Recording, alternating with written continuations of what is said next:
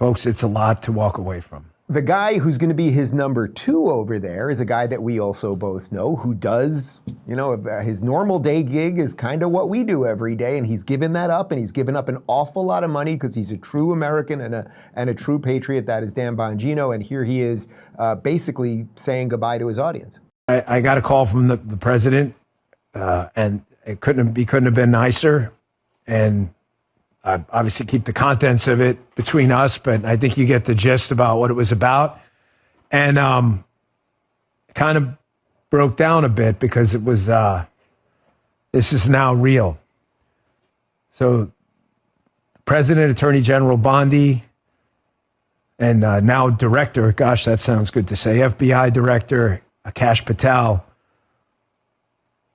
offered this role, a role I expressed an interest in. And ladies and gentlemen,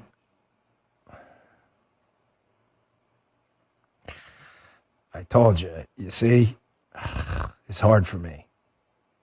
I'm going to accept the role proudly as the Deputy Director, the number 2 spot at the Federal Bureau of Investigation. Folks, it's a lot to walk away from. Megyn, to me, that could have been you. Not for, say, FBI or CIA or something like that, but some role, whether it was White House press secretary or something else. And he's given up his day gig that I know he loves. He gets millions and millions of people on his live stream every day. He's a good man. Like, he's given it up for the country. It's a beautiful thing. I just love him, and I'm so happy for him. And one of the things I love about Dan is he's such a softie. He's so tough in every way. He is the guy you'd want to be walking down the street next to if there were trouble. I would have zero fear walking next to Dan Bongino. He would take anybody out. And the only thing stopping him would be discretion and class and good manners, because Right. He's been in that situation where he's been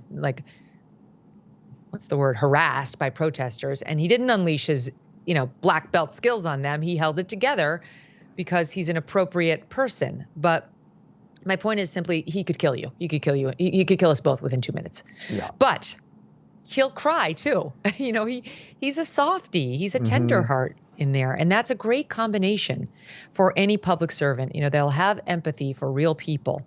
They won't be like this FBI, where they have absolutely no compunctions about ruining lives, innocent lives. But he's tough, and he's not going to, spare any quarter for the bad guys. Great. And Dan's earned it. They're talking about him. They're doing to him what they did to Pete, which is like, oh, Fox News host, oh, he's a podcaster, okay, sure. That's all Dan is. He's just a podcaster, completely erasing his years of public service, which he did, as you point out, for not much money.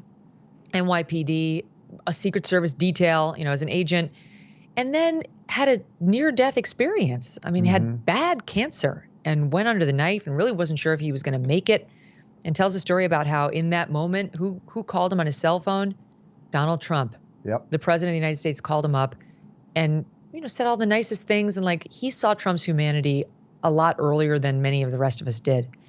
Anyway, I just think it's such a great choice because Dan's the perfect combo of those things I mentioned, and very bright and very savvy. Good luck pulling the wool over his eyes.